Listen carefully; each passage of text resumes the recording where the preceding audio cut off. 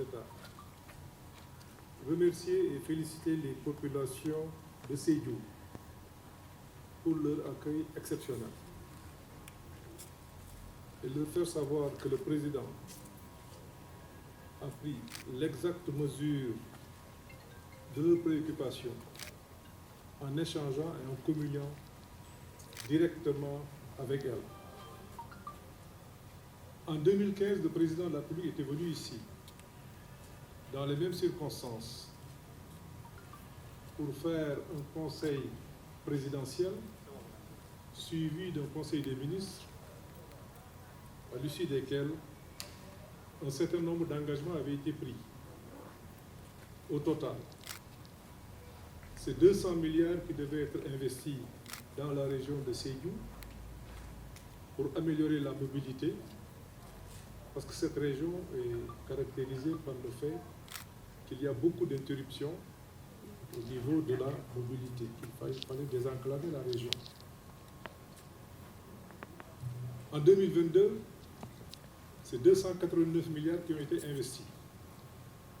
Ces 289 milliards ont permis de faire des ouvrages exceptionnels. Je peux citer le pont Famara Ibrahima Sagna de Marsassoum, qui permet de désenclaver cette partie en allant vers le reste du territoire, la réhabilitation de la Nationale 4, la phase 1 de la boucle du Boudier, mais sur le plan sanitaire avec la construction de l'hôpital Amadou Tidiane Ba qui va être inauguré dans quelques instants par Monsieur le Président de la République. Je ne parle pas aussi de la construction des pistes, de la réduction des abris provisoires de moitié. Tout cela a permis à la région de Sédhiou de faire des progrès que le président de la République a pu constater, mais aussi permettre au président de demander au gouvernement de mettre en œuvre un nouveau programme qui cette fois-ci est fixé à 400 milliards. Le président veut accélérer réellement le développement de cette belle région de Sédhiou. Ces 400 milliards devront permettre d'éradiquer totalement les abris provisoires. Il faut rappeler aujourd'hui que ces abris provisoires ont été réduits de moitié. En 2015, il y avait 1198 abris provisoires. En 2022, il en reste encore 673. C'est 352 salles de classe, c'est 262 blocs d'hygiène et administratifs, c'est la construction des lycées de Marsassoum, de Tanaf et l'achèvement de l'IA de Sédhiou, la construction d'un centre de recherche, la construction de l'ISEP, etc.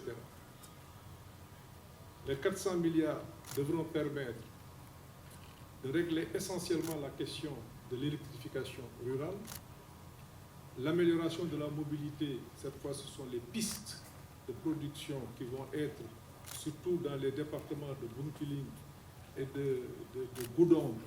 où effectivement il y a des efforts encore à faire, nonobstant ce qui a été fait.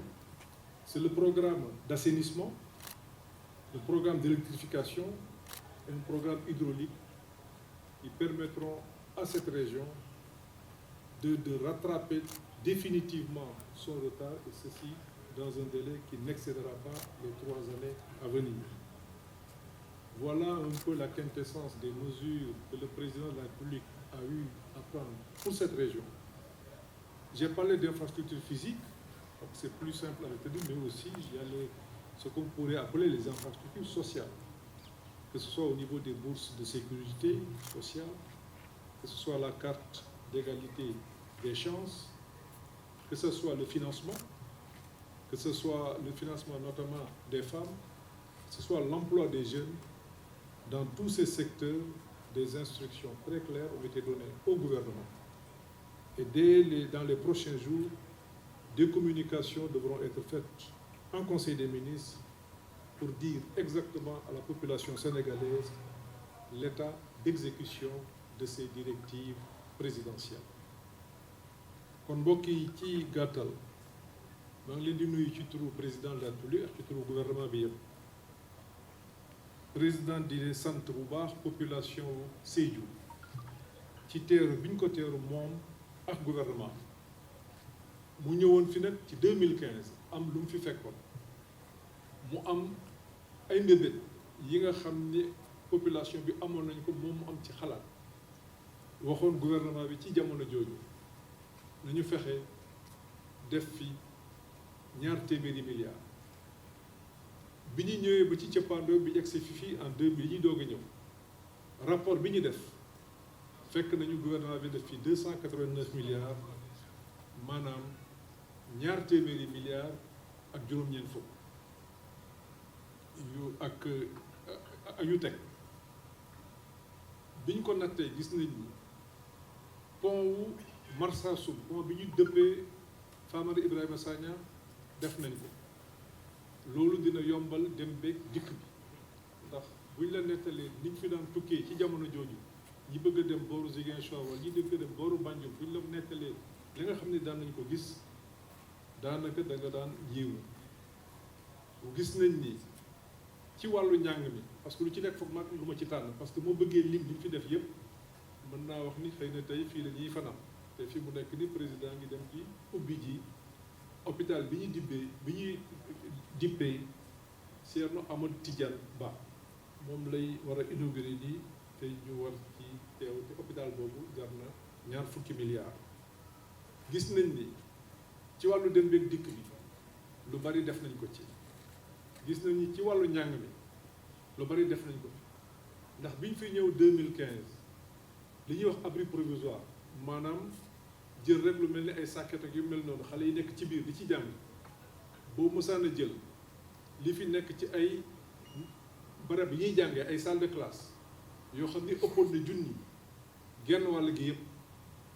saafara nañ ko diggante 2015 ak léegi. am na loo xam ni aussi gis nañ ko ci wàllu santé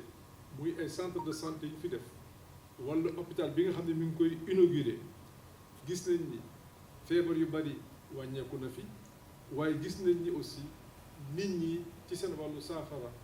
def nañ ci ay jéego yu bare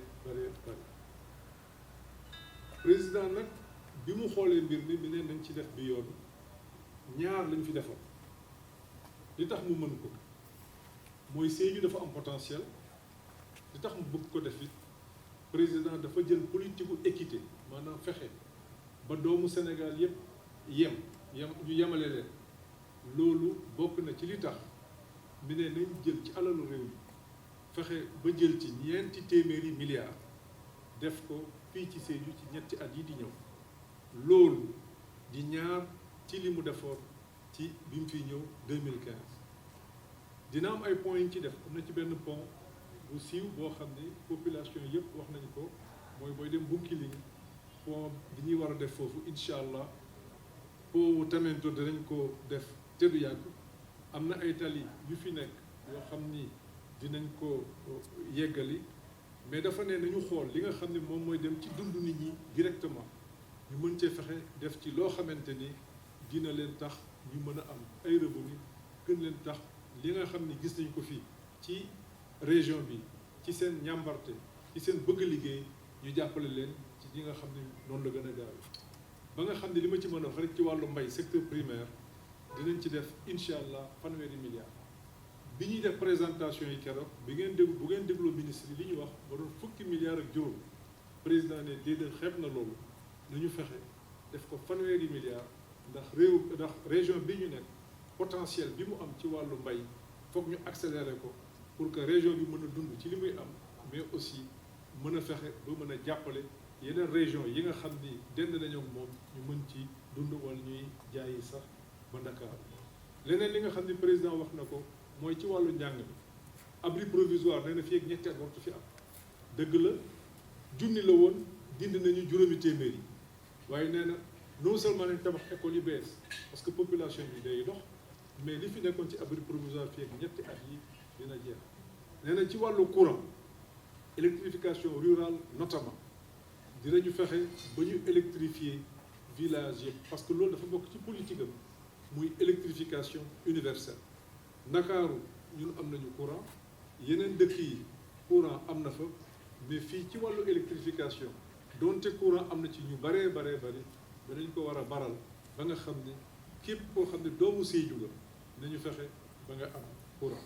leneen li nga xam ne gis nga mooy ci wàllu ndox am na ay forage yu ñu fi gas